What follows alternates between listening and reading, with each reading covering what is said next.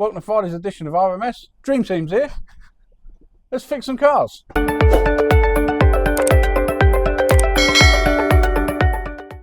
What are we doing today? So we've got ignition switch fitting that one, yeah? Yeah, that came yesterday.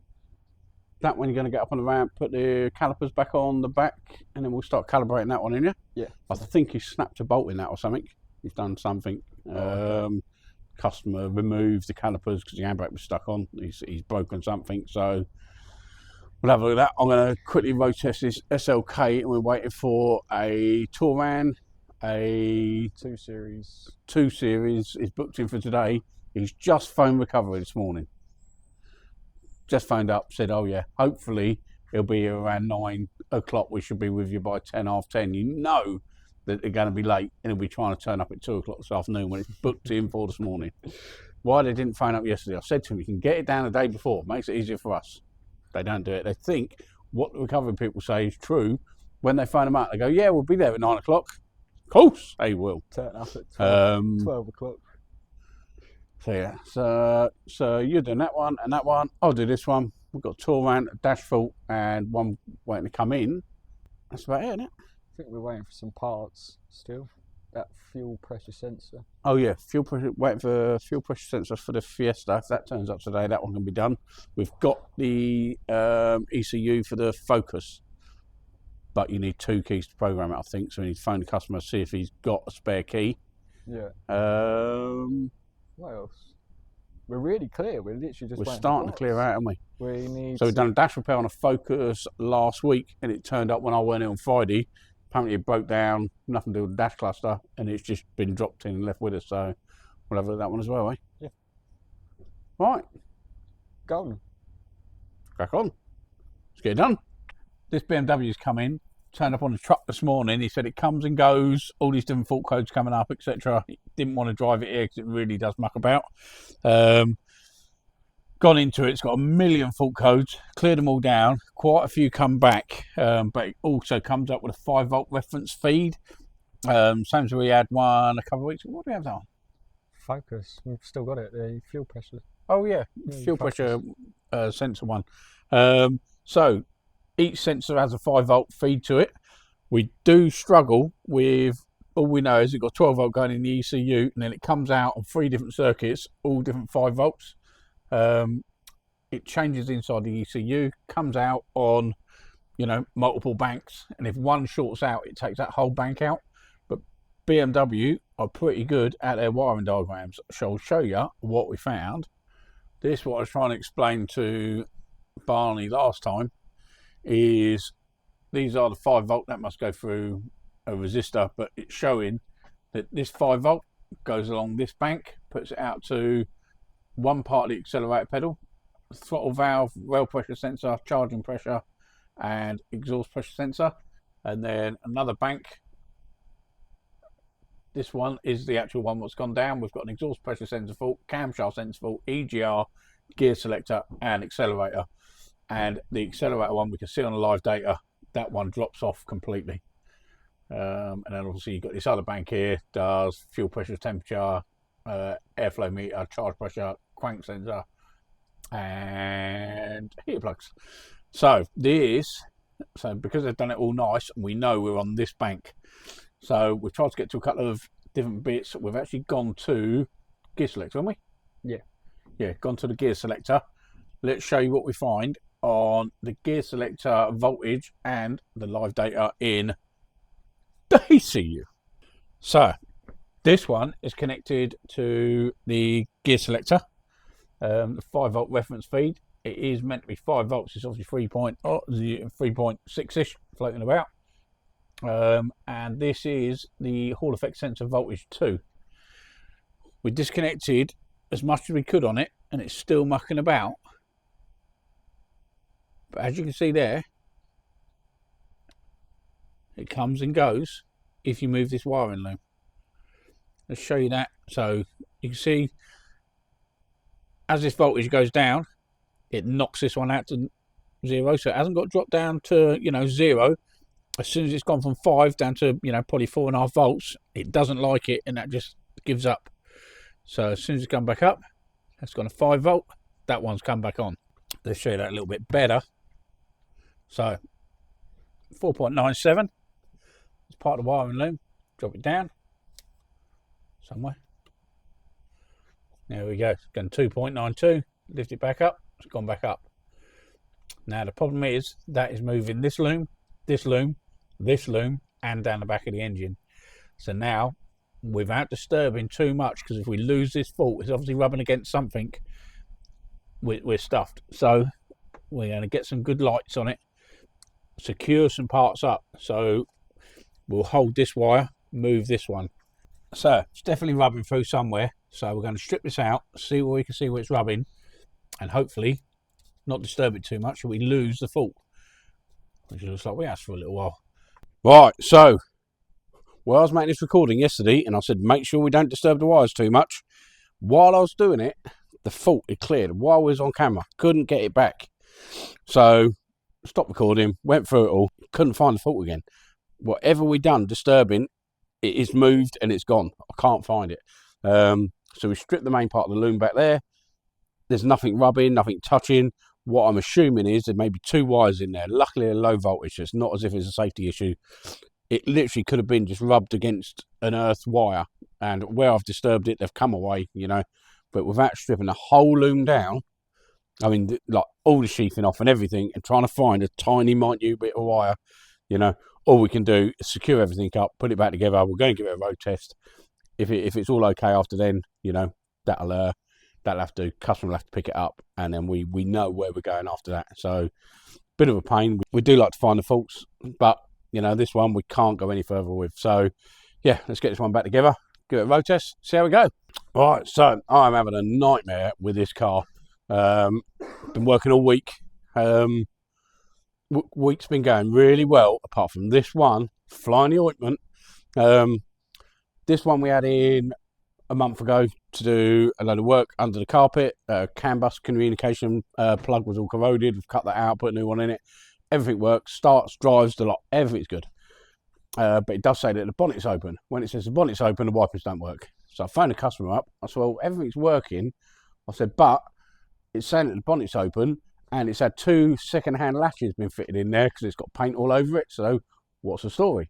It's like that happened before. I took it somewhere, that happened, about a day later it was all okay. So I know it's an issue, but you know, if you can have a look into it, so yeah, no problem. So this one owes us about 800 quid of work anyway, but I can't get back to him until this is done.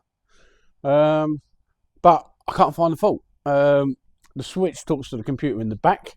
Some of them talk to this front computer. We checked the wiring out on that, it doesn't. It talks to the rear computer. The rear computer in live data knows that the bonnet's open, knows it's closed. I've even done a bypass on the wire to make sure it's getting a full reading. I've had the carpet back up to make sure we haven't missed anything under there, so all the seats out of it, and it's still saying that the bonnet's open. And I don't know why. So we're going to apply for a wiring diagram. So that knows that the bonnet's closed, but the wipers, they also look for it. And the wipers saying that it's not getting a reading to say that they're closed. So that computer must talk to the wiper computer to tell it that it's closed. So we're going to apply for a diagram for that, but the customer wants it back, you know. But so now I'm putting myself under a lot of pressure trying to get this one done, and it's taking me away from all the other cars, my normal in and out jobs. So yeah, we're going to have to phone him this morning, tell him we've had to apply for a diagram. If we can't get it done by early part next week, I don't know. If it was just the bonnet open fault, it wouldn't be too bad. We'd leave it. But because the wipers aren't working, it's not safe to drive. So yeah, this car added a load of pressure to the whole week when it was all going smooth. So if anyone's had one of these, it's a 2013 SLK 172. So if anyone's had an issue with the bonnet saying it's open when it's not and the switch is all working, you can drop a comment down below. That would help. We've spoken to the customer. He's coming to grab it anyway. He needs to use it. He just can't go out in the rain. So we're going to get it all back together and then get this one out. He can rebook it as he needs to. But yeah, any info would be spot on. Again, the way these type of system works, once you know it, it's all right until you've done it, you know. And there's no real test procedures out there. In fact, when I asked for the wiper wiring diagram, I'm going to see if there's any test procedures available on the on all data. Sometimes they're pretty good at that sort of stuff. But yeah, we looked it up yesterday. If it's got the magic control roof or something they call it, which is one where it's got a glass roof, what allows it electrically brightens it and lowers it and stuff. The rear SAM talks to that, and then that talks to the wipers. Don't know why, but yeah. So this hasn't got that type of roof on it, but yeah, just goes to show how complicated these type of things are. So yeah, drop it down below. What you doing? Rebuilding an RS6 centre console. I'm replacing the handbrake and the start-stop button. So that's the bit in the middle, the handbrake. Yeah. But to get to that, you've got to take everything apart. That's the actual frame. You've got to take the cup holder out, the little coin slot. What's it? This all comes in one unit? Yeah, this is all one unit, and you've got to strip it all the way down just to replace this one. So they started with that switch and built the whole car around it, did they? More or less, yeah.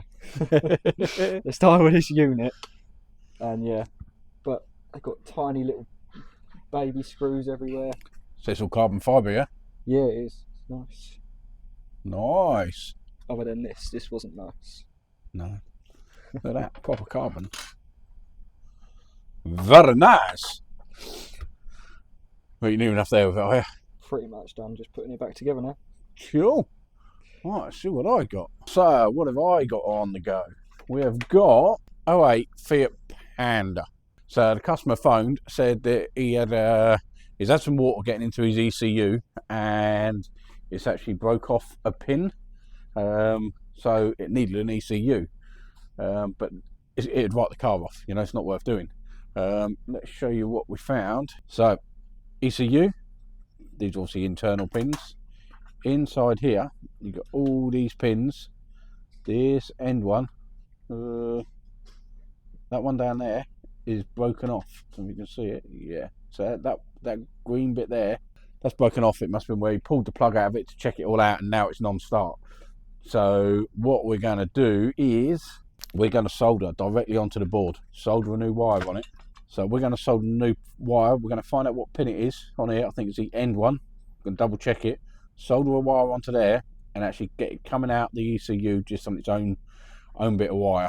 Them plugs are there literally for when you take the engine out. You can unplug that, and yeah, for ease of manufacturing. Obviously not going to make a unit with every wire coming out of it, but the only time that's ever going to need to be sort of removed is when they take the engine out, or when they want to take the ECU out, and yeah, they'll have to cut the wire, you know. So it's something basic, you know, so it will never have to be done in its lifetime, so it keeps another car on the road. So yeah, we're quite happy with that. Look at this Ford Focus Mark 1. She's a beauty. What is it? 03 plate. I think it's done 15,000 miles. You won't see much of a cleaner one than them. So yeah, it's coming for a central locking fault. It's ridiculous. The fuse for it, which we have to check because I've had these go before, is actually behind the fuse box. So this fuse box, see, goes up in there. What they do, they run all them fuses in there and then decide to put one in the back. So just stripped all that out and it weren't blown. So we just got to do some testing on that one. It's got a central locking fault. It's locking the back doors, not locking the front doors. So we'll run through that, see what that's doing. So the SLK is all back together. He's taking that away. We're going to wait for a diagram to come in for the wiper motor and for the bonnet doodah, bonnet switch. But again, if anyone knows a sort of fix on them, let me know. And yeah, fitted a couple of comm units, two stalk units, one on the 308, one on the 208. Exactly the same units. Have both the cars in the workshop, in and out, all done. So yeah, so we're getting there. So the RS6, that's the one Barney's working on. So he's going to fit all the switch back in that. The customer's had the motors off it, and he don't seem to have any screws for it. So that's the last thing to do on that, I think. And we should be able to calibrate all that one in. So we're going to finish up as much as we can before I go home for the weekend. Take this SLK up for a quick wash, give it back to the customer. That's another stressful one gone. We can get it back in our own time, and then we'll see how we go. So I'll show you at the end of the day. I think that's the end of the week. Might come in tomorrow, so I might get the focus in with the ECU that needs programming. We've got that turned up. Had the ECU turn up for the Saphira. That was meant to have been cloned. That's the one where, as you connected it up, it would run. And then stop. It's tried to clone it. You can't get the information out of it because it won't stay on long enough. So it's sent us a reset one down. Hopefully we can program it. So there's a bit of a rigmarole to do that. So we have, ideally tomorrow will be the day because there shouldn't be a lot going on. I got one with the Audi. Yeah, inside's back together. Just the motors. And then So you change both end switches, put the centre console back on. Yeah, after a long battle. Cool. So that one's done. Just got to get the calipers bolted back on that if we can, and then that one can go out. So you can strip off the door card on that Focus tomorrow. I can do some more testing on that. But it's working better with 3 cars a day, isn't it? Definitely. A lot smoother. I mean, today we've done 3 cars and then we touched pretty much every other car in the yard and finished most of them off. Yeah. And we've had, what, how many have gone out now? 5? Yeah, 5 cars. 5 cars have left this afternoon. So, and the SLK drove it 10 miles down the road and the bonnet warning's gone off. Beautiful. So he said to me, the customer had said that he had driven it last time. Last time it happened, that happened. He drove it all the way home, like 60 miles, and then the next morning it was okay. So we've left it overnight. We've given it a quick drive. He's given it a 10-mile drive. It's all gone out. So that's one out of our air.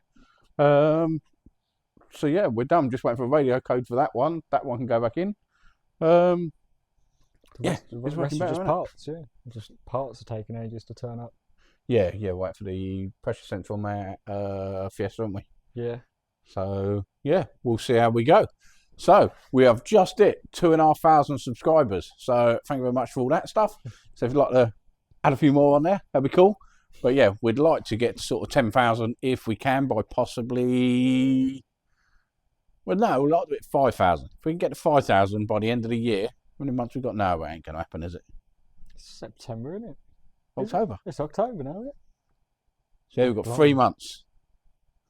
See if we can do it. So yeah, if you can, drop a doodah down there, do all that, it might happen. Got the Transit camper that's coming out Saturday night. So yeah, I'll get that edited up tonight. I'll do, won't it? Got busy one, ain't Yeah, I know. Right, ta-da! Ta-da! That's right.